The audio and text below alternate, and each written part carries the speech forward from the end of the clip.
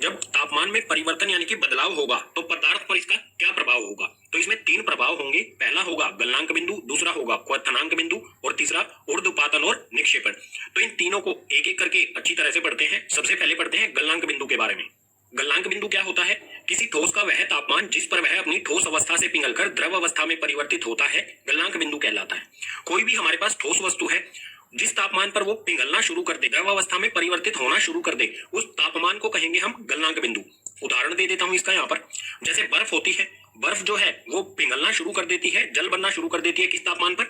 0 degree Celsius. तो ये जो 0 डिग्री सेल्सियस होगा, ये क्या होगा? बर्फ का गलनांक बिंदु। तापमान को कहेंगे हम गलनांक बिंदु जिस पर भी वो पिघलना शुरू कर दे। इसी प्रकार से लोहा जो होता है, लोहा कितने तापमान पर पिघलना शुरू कर देता है? 1534 डिग्री सेल्सियस पर। तो ये होगा लोहे का गलनांक बिंदु। ये वाला होगा बर्फ का गलनांक बिंदु, ये वाला होगा लोहे का गलनांक बिंदु। इसी तरह अलग अलग पदार्थ होते हैं, उनका अलग अलग गलनांक बिंदु होता है। इसी में आगे आता है संगलन की प्रसुप्त ऊष्मा। अब ये होता क्या है, इसको सबसे पहले समझते हैं एक एक्टिविटी से। इस एक्टिविटी में हमने एक बीकर लिया है, इसके अंदर यहाँ पर बर्फ डाली गई है। ये है कांच की छड़, एक छड़ी है कांच की जिससे हम इसे मिलाते रहेंगे। और ये है थर्मामीटर जिसे एक स्टैंड से टांगा गया है। नीचे यहाँ पर हमने बर्नर में आग लगाई है, आग जलाई है, जिससे इस बर्फ को हम ऊष्मा दे सकें। बर्फ का तापमान होता है माइनस में, -4 डिग्री 3 डिग्री के आसपास होता है। तो जब इसे ऊष्मा देना शुरू करेंगे तो तापमान जो है वो धीरे धीरे बढ़ना शुरू करेगा। -4 से -3 पर आएगा, फिर उसके बाद और बढ़ेगा -2, उसके बाद -1 और फिर आ जाएगा 0 पर। 0 डिग्री पर ये बर्फ जो है धीरे धीरे करके पिघलना शुरू हो जाएगी। क्यों? क्योंकि 0 डिग्री सेल्सियस क्या है? बर्फ का गलनांक बिंदु। गलनांक बिंदु पर कोई भी वस्तु क्या होती है? पिघलना, द्रव अवस्था में आना शुरू हो जाएगी। तो आप देखेंगे अब जो तापमान है वो नहीं बढ़ रहा है। कुछ देर तक तापमान नहीं बढ़ेगा, जब तक कि सारी बर्फ बिल्कुल पिघल नहीं जाती तब तक तापमान बढ़ेगा ही नहीं। 0 डिग्री सेल्सियस पर आकर ये रुक जाएगा। तो हम लगातार ऊष्मा दे रहे थे, फिर भी तापमान में कोई भी वृद्धि यानी कि बढ़ोतरी नहीं हो रही थी। ऐसा क्यों हो रहा था? तो ये हो रहा था संगलन की प्रसुप्त ऊष्मा के कारण। जो बर्फ है वो ऊष्मा यानी कि इस एनर्जी का यूज किस प्रकार से कर रही थी? अपना अवस्था बदलने के लिए। जो ऊष्मा है वो बर्फ के जो कण है, बर्फ जो पदार्थ है, ये इसके कण है, उनको क्या करती है? गतिज ऊर्जा प्रदान करती है, जिनमें कणों के बीच की दूरी बढ़ जाती है और ये द्रव अवस्था में परिवर्तित हो जाते हैं। तो ये किस प्रकार की ऊष्मा है?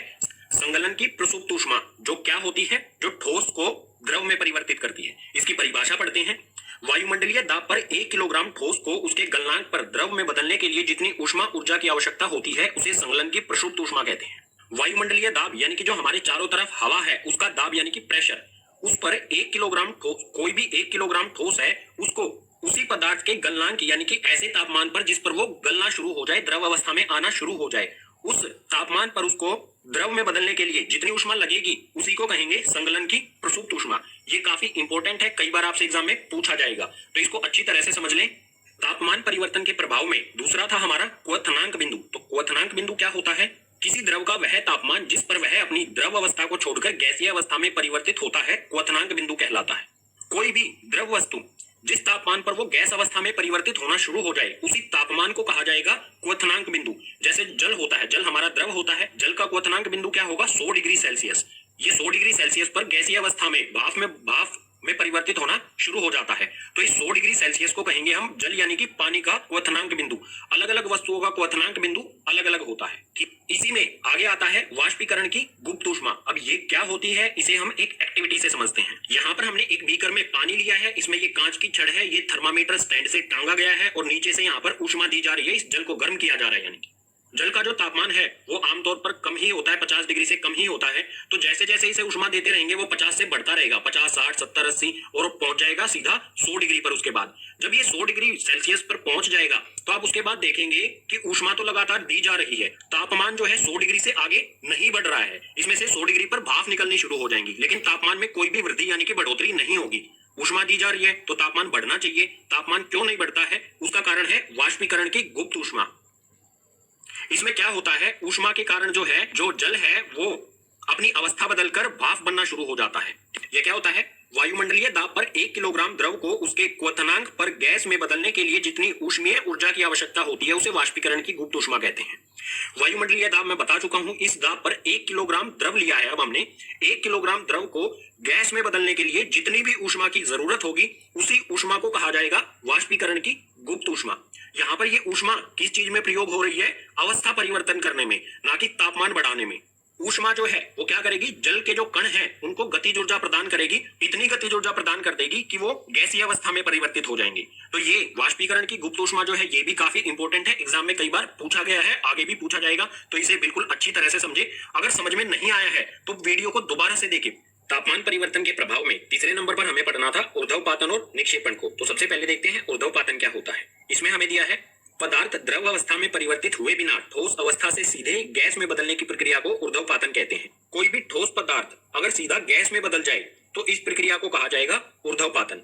और निक्षेपण क्या होता है, निक्षेपण ऊर्ध्वपातन का बिल्कुल उल्टा होता है। गैस से सीधा ठोस बनने की प्रक्रिया को निक्षेपण कहते हैं। अगर कोई भी पदार्थ हमारे पास गैसीय अवस्था में है वो सीधा ठोस अवस्था में परिवर्तित हो जाए तो उसे कहेंगे निक्षेपण। ये दोनों एक दूसरे के क्या हैं, उल्टे। ऊर्ध्वपातन में ठोस से गैस होता है डायरेक्ट, और इसमें निक्षेपण में गैस से ठोस बनता है।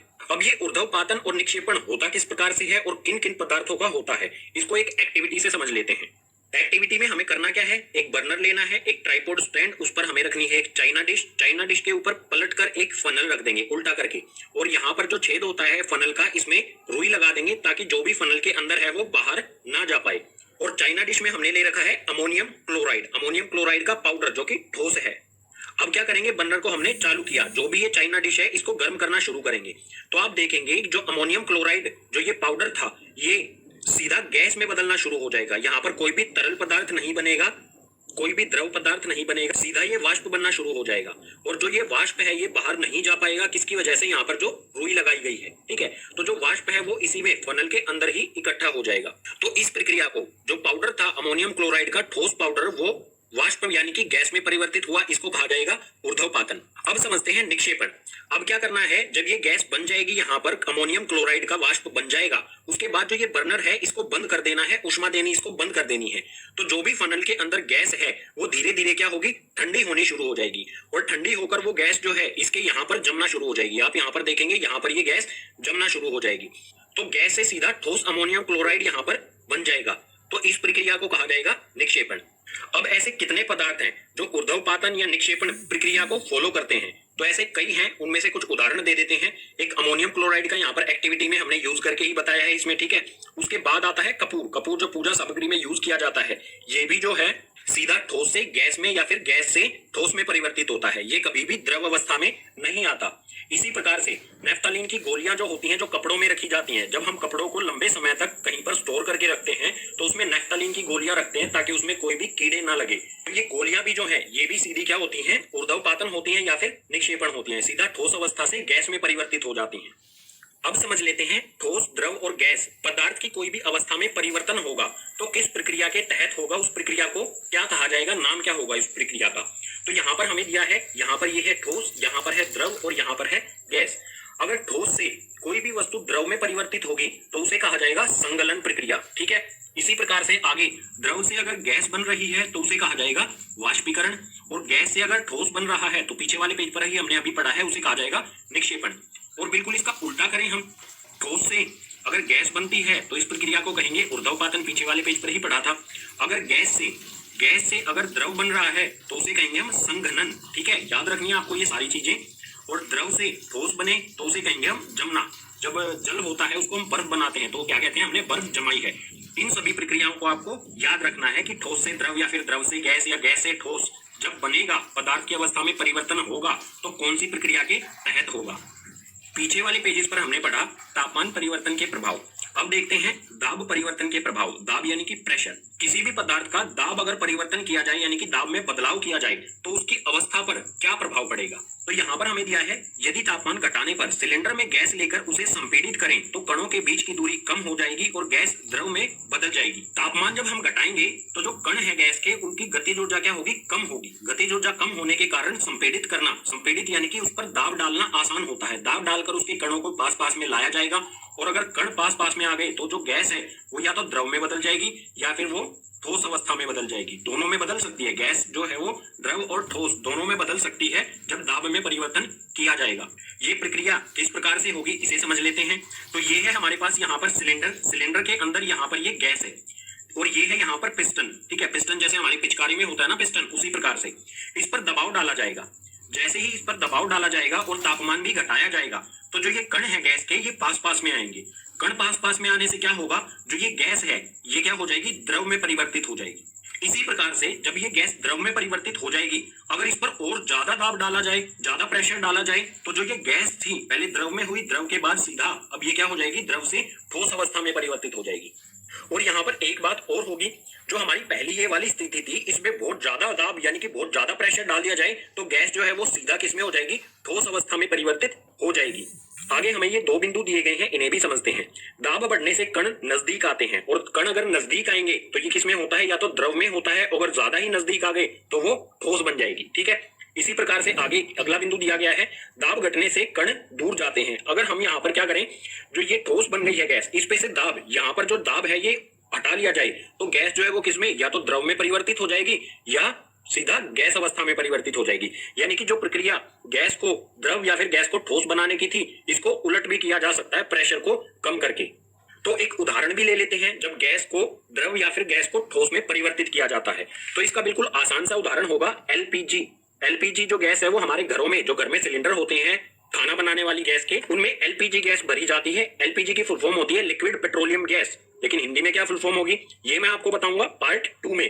तो अगर आपको पता है इसकी फुल फॉर्म तो नीचे आप कमेंट बॉक्स में लिख के बता सकते हैं, हिंदी मीडियम में बताना है। ठीक है, जो ये एलपीजी गैस होती है ये द्रव होता है, जो सिलेंडर होते हैं उसमें द्रव यानी कि जल की तरह तरल गैस होती है। ये प्रेशर अप्लाई करके, जैसे यहाँ पर गैस को हमने द्रव बनाया था, इसी प्रकार से एलपीजी जो होती है, जो गैस होती है, उसको द्रव बना के सिलेंडर में डाला जाता है, यानी कि दाब प्रेशर बढ़ा करके। एक और उदाहरण ले लेते हैं जिसमें गैस जो है वो सीधा ठोस अवस्था में परिवर्तित होती है। तो इसका उदाहरण हो जाएगा ठोस कार्बन डाइऑक्साइड। गैस को सिलेंडर में लिया, तापमान घटाने के साथ साथ हम क्या करेंगे, प्रेशर बढ़ाएंगे। प्रेशर ज्यादा बढ़ाने से क्या होगा, जो कार्बन डाइऑक्साइड है वो सीधा ठोस रूप में आ जाएगी। और जो ये ठोस कार्बन डाइऑक्साइड होती है, इसे शुष्क बर्फ भी कहा जाता है। शुष्क बर्फ क्यों कहा जाता है, क्योंकि ये बिना द्रव अवस्था में आए सीधा गैस से ठोस या फिर ठोस से गैसीय अवस्था में परिवर्तित की जा सकती है। पार्ट में हमारा अगला विषय आता है वाष्पीकरण। वाष्पीकरण क्या होता है, इसे एक एक्टिविटी से समझते हैं, उसके बाद इसकी परिभाषा जो लिखी हुई है उसे भी पढ़ेंगे। एक्टिविटी यानी कि क्रियाकलाप। तो इसके लिए हमें करना क्या होगा, एक गिलास पानी लेना है। एक गिलास पानी लेना है, उस पर निशान लगा देना है कि इस गिलास में कितना पानी है, इतना। ठीक है, ये निशान लगा दिया। इस गिलास पानी को एक दिन सुबह आप भर के रख दीजिए, उसके बाद इसको आपने छेड़ना नहीं है, बिल्कुल शांत अवस्था में इसे रखा रहने दीजिए। शाम को आपको फिर से इसका लेवल चेक करना है कि पानी अभी भी इसमें इतना है या कम हो गया। तो आप देखेंगे कि पानी का जो लेवल था, इसमें से पानी कहीं ना कहीं गायब हो गया। पानी का जो लेवल है वो इतने से इतना, जो इससे ऊपर पानी था वो गायब हो चुका है कहीं। तो वो पानी कहाँ गया, तो इससे ऊपर जो भी पानी था वो क्या हो गया, भाप बनकर हवा में उड़ गया। इसी प्रक्रिया को कहा जाता है वाष्पीकरण। परिभाषा से बिल्कुल अच्छी तरह से समझते हैं इसे। यह सतह पर होने वाली प्रक्रिया है जिसमें द्रव पदार्थ में सतह के कण क्वथनांक से नीचे किसी भी तापमान पर वाष्प में बदलने लगते हैं। इस प्रक्रिया को वाष्पीकरण कहते हैं। वाष्पीकरण क्या होता है, सतह पर होने वाली प्रक्रिया। जो पानी की ऊपर की सतह है सिर्फ यहाँ से वाष्पीकृत होगा। क्वथनांक यानी कि उबलने वाले तापमान से कम तापमान पर, अगर उबलने वाले तापमान से किसी भी कम तापमान पर ये द्रव से गैस में बदल रहा है, भाप में बदल रहा है, तो कहा जाएगा वाष्पीकरण। वाष्पीकरण में आगे आता है वाष्पीकरण को प्रभावित करने वाले कारक, यानी कि ऐसी कौन कौन सी और कितनी वजह हैं जो वाष्पीकरण को बढ़ा सकती हैं या वाष्पीकरण को कम कर सकती हैं। तो ऐसी 4 वजह हैं जो यहाँ पर लिखी गई हैं, इनको एक एक करके समझते हैं। तो इसमें सबसे पहली वजह है सतह का क्षेत्रफल। सतह का क्षेत्रफल जो है वो वाष्पीकरण की दर को प्रभावित कर सकता है, कम भी कर सकता है और ज्यादा भी कर सकता है। किस तरह से करेगा ये उदाहरण के साथ समझते हैं। हमने क्या किया, एक कप में चाय ली, एक कप में चाय ली और एक प्लेट में चाय ली। जो कप के नीचे प्लेट होती है उसमें चाय ली, दोनों में चाय है। तो किसमें ज्यादा वाष्पीकरण होगा, वाष्पीकरण होगा प्लेट में ज्यादा। क्यों, क्योंकि इसकी सतह का क्षेत्रफल ज्यादा है। और वाष्पीकरण कौन सी प्रक्रिया होती है, सतह पर होने वाली प्रक्रिया। तो सतह अगर ज्यादा है तो वाष्पीकरण ज्यादा होगा, अगर सतह कम है तो वाष्पीकरण कम होगा। इसलिए प्लेट में वाष्पीकरण ज्यादा होगा और कप में वाष्पीकरण कम होगा। इसी तरह से वाष्पीकरण को प्रभावित करने वाला दूसरा कारण है तापमान। तापमान अगर हम बढ़ाएंगे तो वाष्पीकरण भी जो है वो बढ़ने लगेगा, वाष्पीकरण भी उतनी ही तेजी के साथ बढ़ेगा। अगर तापमान हम घटाएंगे तो वाष्पीकरण भी जो है वो धीमा हो जाएगा। कैसे, जैसे हम गर्मी में एक गिलास पानी बाहर रख दिया हमने, ठीक है, ये हमने गर्मी में रखा और इतना ही गिलास भर के हमने एक सर्दी में रखा। मान लीजिए ये सर्दी वाला है, वाष्पीकरण, ये दोनों ग्लास हमने बाहर रखे, एक गर्मी में भर के रख दिया, एक सर्दी में भर के रख दिया। तो आप देखेंगे कि गर्मी वाला जो ग्लास था, गर्मी के मौसम में जो बाहर रखा था, उसमें से पानी, ज्यादा पानी जो है वो वाष्पीकृत हुआ है। और सर्दी में जो ग्लास बाहर रखा था उसमें से कम पानी वाष्पीकृत हुआ है। तो गर्मी में क्या होता है, तापमान अधिक होता है, इसलिए वाष्पीकरण भी ज्यादा होगा। और सर्दी में पानी का वाष्पीकरण कम क्यों हुआ? क्योंकि तापमान जो है वो कम होता है, तापमान के साथ साथ वाष्पीकरण भी बढ़ता है। तीसरा कारण है वाष्पीकरण को प्रभावित करने वाला आर्द्रता। आर्द्रता का मतलब होता है नमी। अगर वायु में आर्द्रता अधिक है, ज्यादा है, तो वाष्पीकरण कम होगा। कम क्यों होगा? क्योंकि वायु में पहले से ही ज्यादा मात्रा में जल वाष्प मौजूद है। अगर आर्द्रता कम होगी तो वाष्पीकरण ज्यादा होगा। वाष्पीकरण को प्रभावित करने वाला चौथा कारक है वायु की गति। जो हवा है उसकी गति, वो कितनी तेज चल रही है, ये भी कारण है वाष्पीकरण को प्रभावित करने वाला। अगर हवा तेज चल रही होती है तो वाष्पीकरण भी तेज होगा। अगर हवा धीमी चल रही होती है तो वाष्पीकरण कम होगा। आपने नोटिस किया होगा जब हम कपड़े धोकर सुखाते हैं तो हवा अगर तेज चल रही है तो जल्दी सूख जाते हैं, यानी कि जो कपड़ों में पानी है वो जल्दी वाष्पीकृत हो गया। अगर हवा धीमी चल रही है तो उस कपड़ों को सूखने में थोड़ा ज्यादा समय लगता है, क्योंकि वाष्पीकरण जो है वो कम हो रहा है। तो ये 4 ऐसे कारण हैं जो वाष्पीकरण को प्रभावित करते हैं, और ये काफी इंपॉर्टेंट हैं, क्योंकि एग्जाम में यहां से आपका एक क्वेश्चन आएगा ही आएगा वाष्पीकरण वाले कॉन्सेप्ट से। वाष्पीकरण में एक और विषय आता है वाष्पीकरण से शीतलता, यानी कि वाष्पीकरण के कारण ठंडक होना। तो ये क्या होता है? वाष्पीकरण प्रक्रिया के दौरान द्रव के कण अपने आसपास के वातावरण से ऊर्जा अवशोषित कर लेते हैं, वातावरण से ऊर्जा की हानि होती है और वातावरण शीतल हो जाता है। जब भी वाष्पीकरण होता है तो जो द्रव होता है, यानी कि जो भी हमारी तरल चीज, जो भी वाष्पीकृत होने वाली चीज है, द्रव है, उसके कण जो होते हैं वो अपने चारों तरफ से ऊर्जा यानी कि गर्मी को अवशोषित यानी कि सोख लेते हैं, गर्मी को सोख लेते हैं और अपनी अवस्था परिवर्तन कर लेते हैं उस गर्मी से, उस ऊर्जा से। तो चारों तरफ के वातावरण से जो गर्मी उन्होंने सोख ली, उसके कारण जो चारों तरफ का वातावरण है वो क्या हो जाएगा? ठंडा हो जाएगा। ठंडा होने का कारण क्या है? क्योंकि वातावरण ने क्या किया है? अपनी ऊर्जा द्रव को दे दी, जो वाष्पीकृत हो गया। तो एक एक्टिविटी से इसे समझ लेते हैं। एक्टिविटी में आपको करना क्या है? अपना हाथ लेना है, ठीक है। अपने हाथ पे आप पेट्रोल, एसीटोन या फिर परफ्यूम जो होता है उसकी कुछ बूंदे डालिए। अपनी हथेली पर आप उसकी कुछ बूंदे डालेंगे तो आप देखेंगे कि आपकी हथेली जो है वो ठंडी हो गई है। ठंडी होने का कारण क्या है?